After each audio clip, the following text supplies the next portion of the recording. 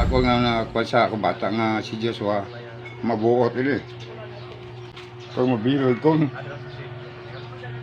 Muna na mga habatag ko mga statement sa inyo, sir.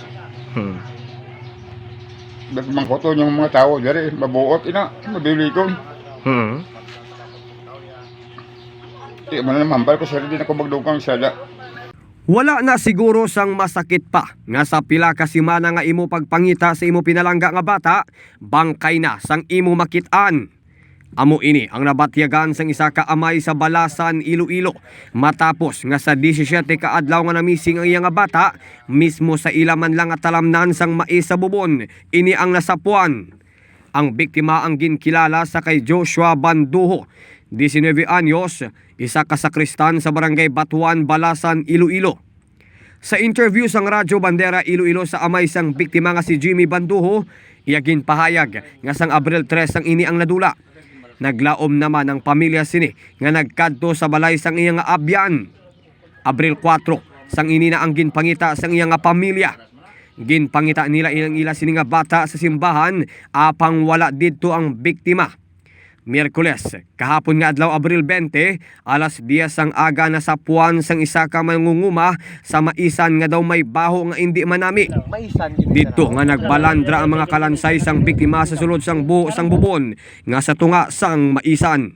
Mga kabandera, ari kita sa may lugar kung sa diin na sapuan ang ining 19 anyos nga sakristan diri sa may bahin sang barangay Batuan sa may banwa sang Balasan, Iloilo.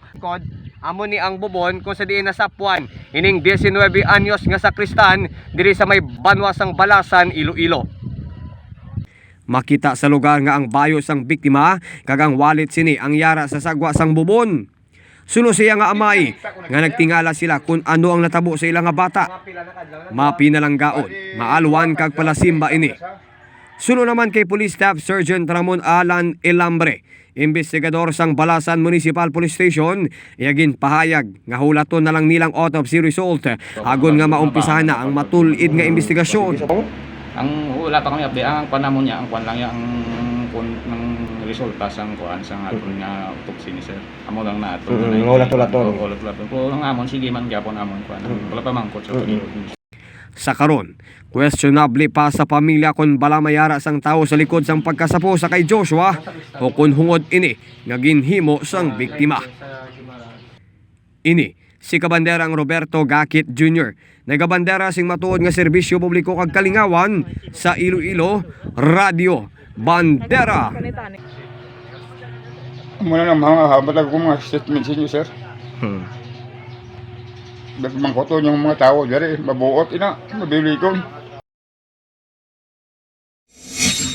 Ang ining balita ang ginadulong sa inyo sang Pure C, ang alkaline base nga vitamin C, hindi acidic, marami sa immune system. Ang Pure C, ang marami kombinaron sa DTX 500 capsule.